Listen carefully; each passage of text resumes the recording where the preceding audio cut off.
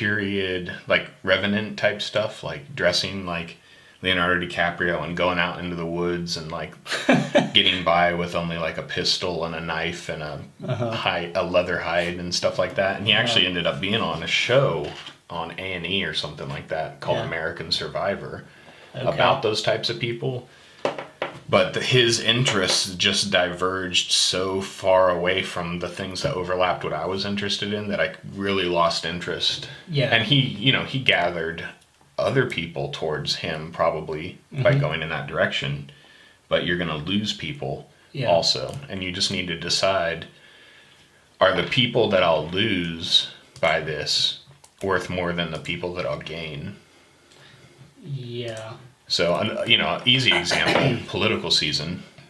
You can be a business owner who blogs about politics on your site, knowing that that's going to turn off some customers and turn on the others. And you just have to decide, are the businesses that I'm trying to attract going to be run by people who believe the same way that I believe? Or are they likely to be run by people who don't care about it as much as I do? And which one am I willing to sacrifice? Yeah. So I'm not saying don't be yourself or be fake, but I think next week we're going to talk about things that are trendy and things that are cool and stuff like that. And there's just thousands of individual things that make up you. Yeah. And you don't need to show all 1,000 of them to everybody. So, because even in like geek culture, we've talked about it before, things that other people like that you don't. Yeah. And things that you like that other people don't. Yeah. And it's like, even when you say, yeah, we're all geeks here, then you start getting into like, well, are you like an anime geek, or are you like a cosplay geek, or are you a Star Wars and Star Trek geek? Which one? Kind of thing like that. So a lot of dividing lines. And you have to decide which ones you want to die on, which hills you want to die on. So what about if you just want to go after what you like and you don't necessarily care if you gain more people with going in a new direction? Because then aren't those people like your true fans or customers? They could be. I think you could still lose people who would be true fans. If I say my company is about this, and this, that's still a reflection of who I am. It's just 3 aspects of who I am. Yeah. So for example, my company's website is accounting for startups with a superhero theme. But if I was like going to say, my company is only accounting for this specific type of startup, and we only like customers who like Marvel, or we only like customers who like independent comics, and if you like Marvel or DC or any movies, you're too mainstream for us.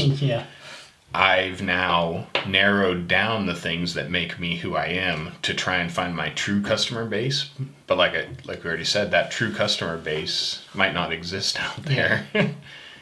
Some people would be like, dude, I love that you're into superheroes, but what's with the independent comics bent? I would really love a company that was just into superheroes and did accounting for startups. But you're into independent comics, and that's, I feel left out of that one. So there's like a danger of being too niche. Yes. Because then you just cut off, you make the percentage of people just so small. Yeah, I think so. The way that could work is if you find out that your market already has other superhero accounting companies, and so you need to now carve out a niche within a niche on that. So an easy example is, I've got 4 or 5 friends who all say that they do accounting for the alcohol industries. But you get into alcohol industries and you find out there's craft beer, there's wine, there's spirits. Within spirits, there's cideries, there's distilleries, there's all kinds of things. And you can get... So if there's like 5 companies that are all for alcohol accounting, you can say, well, I'm the craft beer expert, I'm the vineyard expert, I'm the rum expert, or something like that, if there's enough of a niche. Right. But if you're the only one, and you're like saying, I only work with distilleries, and a vineyard comes along, and they're like, well, now I have to go to a generalist because this guy only takes distilleries. Yeah. I kind of wish he also did vineyards. So that's my thought on it. Yeah. So there are tons of, this is what I deal with, there are tons of accounting companies that want to work with startups. So I have to find a way to carve out a group of that for myself. Yeah. And Superheroes was one of the ways that I tried to do that. Right. So I guess be one level weirder than everybody else has been, but don't go 2 levels weirder. So Yeah. you know, I don't know. That's my thought on it. Yeah. Yeah, somebody was asking me about how do we on our podcast mesh like being a family man and then the nerd talk stuff. Mm-hmm. And I didn't really know how to answer. I was like, I don't know, we just do it. Like, you know, like Apple Jacks. Yeah. But it doesn't taste like apples. That isn't why we like it. We just do. Yeah. Yeah. So 80s. Yeah.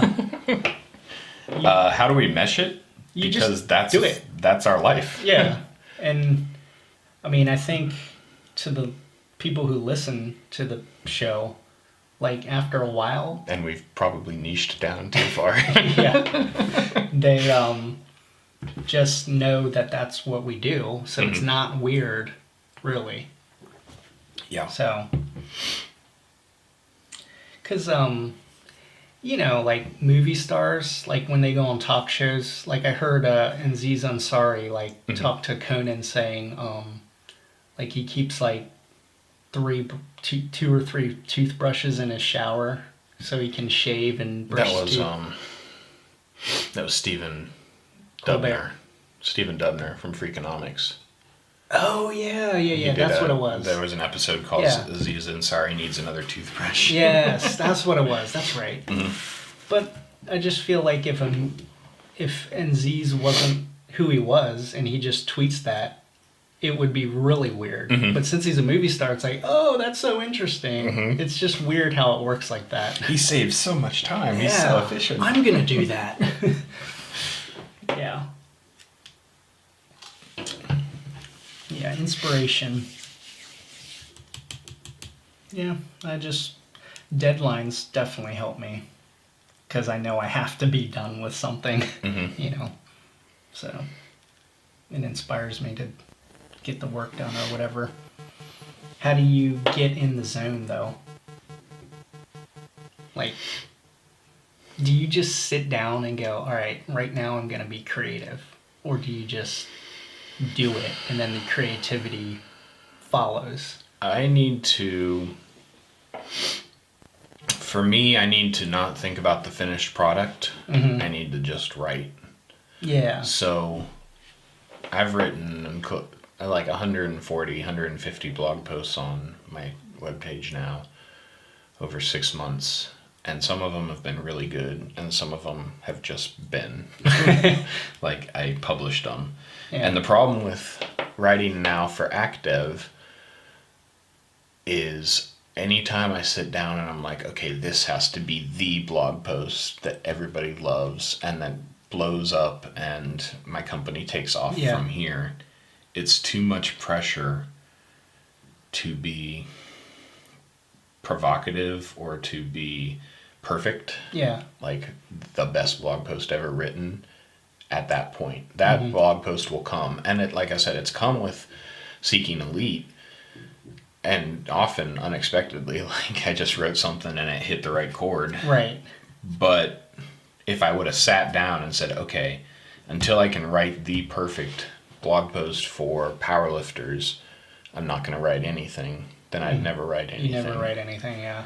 So that's how I have to get into the zone. I was joking about the people who say put on a suit and tie because, you know, you read a ton of stuff that's like don't wear pajamas to work when you're working at home because it'll put you in the wrong mindset. And I'm like, I've written some amazing stuff in pajamas. I've done a ton of work in pajamas. That's not a problem for me. I tend to, real work for me gets done either on my phone away from my TV or upstairs on my desktop computer. Mm-hmm. So my laptop in front of the TV when I'm binge watching all day, I can get some like process work done, like just do accounting. Right. But I can't do anything creative or anything that's gonna move the company forward in that posture because I'm reclining in a chair, my legs are up, I'm half typing, half watching TV, and it just doesn't work as well. Yeah. So that's some of my posture stuff to get in the zone. Yeah. And then coffee. Yeah, coffee definitely helps. Yeah. We've talked about before different times of day and different work that works at different times of day. So I don't like to feel rushed in the morning, so coffee and a book helps me to focus. Yeah. Stop everything from, then I go into work mode at like 9:30 or 10 o'clock, and that's when I'm ready to do something. Yeah. So.